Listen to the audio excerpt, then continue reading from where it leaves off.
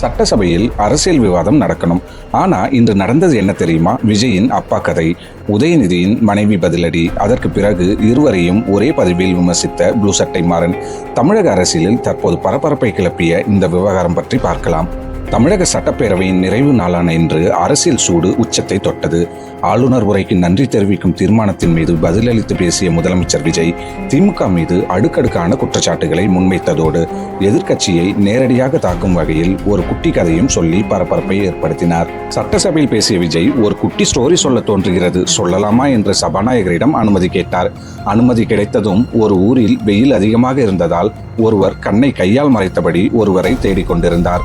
அப்போது அருகில் இருந்த சிறுவன், என்ன தேடுறீங்க என்று கேட்டபோது, உங்க அப்பா இங்கதான் இருப்பார் என்றார்கள், அதான் தேடிக்கொண்டு இருக்கிறேன், உங்க அப்பாவை காணோம் என்று அவர் சொன்னதாக விஜய் கதையை முடித்தார். இந்த கதை சட்டசபையில் பெரும் சலசலப்பை ஏற்படுத்தியது. திமுக தரப்பில் இது நேரடியாக மு.க. ஸ்டாலினை குறிவைத்து சொல்லப்பட்ட அரசியல் கிண்டல் என எடுத்துக்கொள்ளப்பட்டது.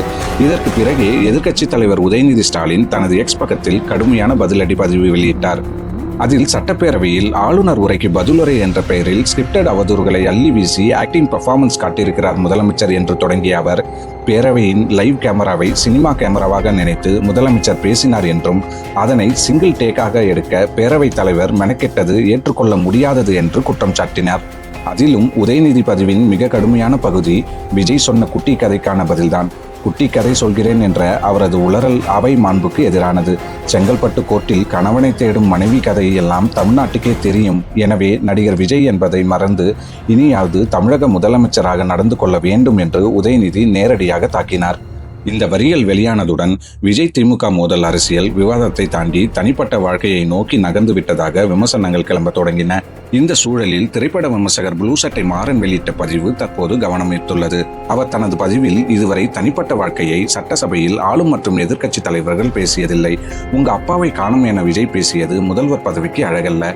விஜய் மனைவி பற்றி உதய் பேசியதும் தவறு. தமிழக அரசியல் ரீல்ஸ், பஞ்ச், தனிநபர் வாழ்க்கை என மிக மட்டமாக போகிறது, ஷேம் என்று கடுமையாக சாடியுள்ளார்.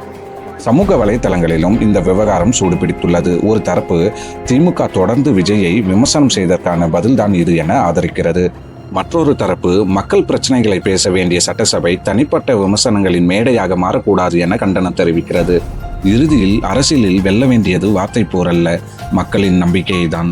இந்த விஷயத்துல நீங்க யாரை சப்போர்ட் பண்றீங்கன்னு கமெண்ட்ல சொல்லுங்க. நன்றி, வணக்கம்.